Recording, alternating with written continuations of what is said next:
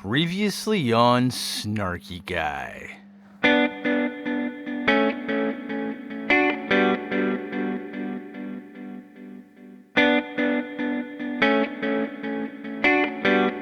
This isn't a story about my relationship, how it ended. This is a story about how to remove the legality of it. Divorce. The big D.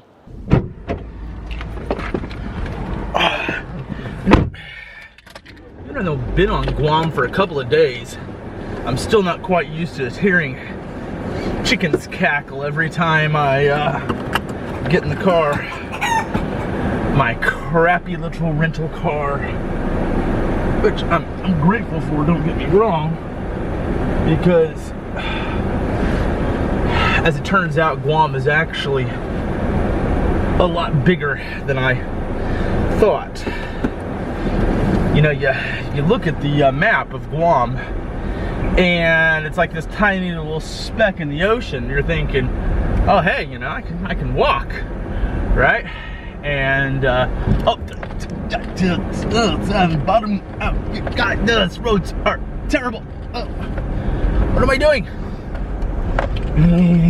This isn't a story about how we tried to make things work, because again, nobody just wants to take the ring and throw it away.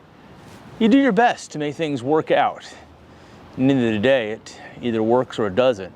In my case, it didn't. The sun will come out tomorrow, tomorrow. Bet your bottom dollar tomorrow. So here I am living in China, and I'm not a Chinese national. My ex-wife wasn't either, so it wasn't like we could just go to the Justice of the Peace, sign some papers, and go on our way. The lawyer wouldn't help anyway because we're not Chinese citizens. Hong Kong wasn't an option either. Although I do have a Hong Kong ID, she did not. So getting divorced in Hong Kong was also not an option. And before you ask, getting divorced in the United States also wasn't an option. So I just spent an hour driving some godforsaken road only to discover, yeah. Sorry folks, park's closed. Moose out front, should have told you. 2 points for anyone who gets that reference. This last time I moved to China, I no longer have residency in the United States. So it's not like I could even go back to America and get divorced. I don't have residency. Now, if I was to fly back to USA and spend maybe 3 months in USA, I could probably get my residency back and we could have done it. But it wasn't an option. I've got a job here in China. All my stuff is here in China. And my life is here in China. So going back to USA wasn't an option. I had to figure out a way to do it here. So have you ever been curious what would happen if you drove your rental car into the ocean? Yeah, you probably shouldn't be. But why not? Let's do something crazy today.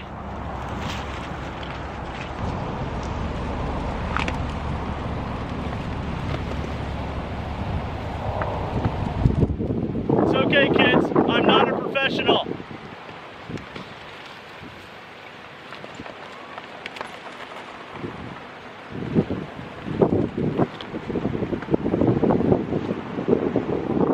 And yeah, I actually did drive that rental car right into the Pacific Ocean, up to the middle of the car, halfway up the axles, and for the next hour I labored intensively trying to back it out of the ocean.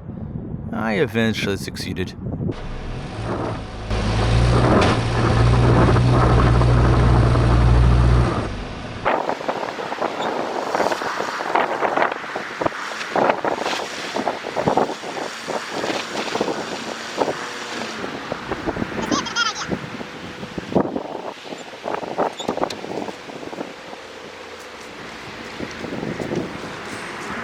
This may have been a bad idea.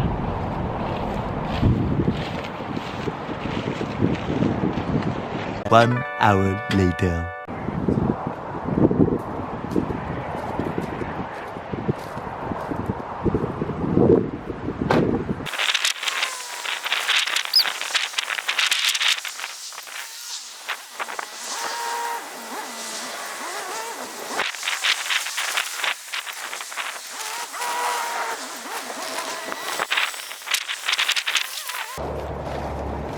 So I hope you kids enjoyed this valuable safety announcement on what not to do on the beaches of Guam.